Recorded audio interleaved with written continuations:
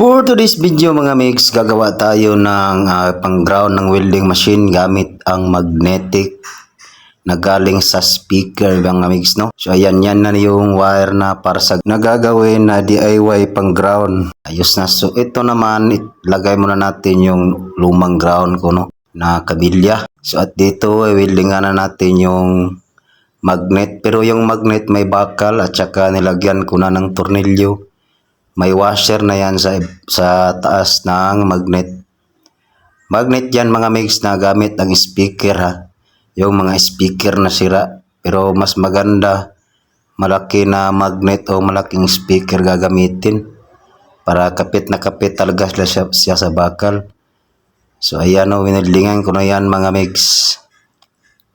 Diba may tornilyo sa taas. Pero yung tornilyo natatanggal yan.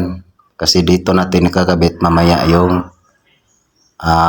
tawag nito, yung wire para sa ground ng welding machine, no? So ayan mga mix, no?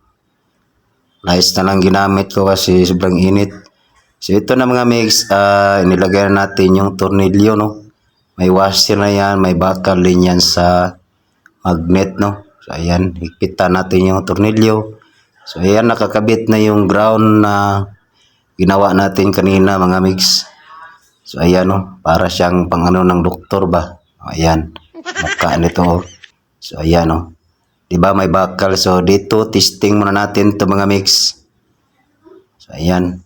So sa bago pa lang pala sa aking Facebook at YouTube channel, no, huwag niyong kalimutang mag-like at share at i-subscribe ang aking YouTube channel. So ayan, ayos na mga mix. Ground na siya, no, di ba? Ang galing DIY.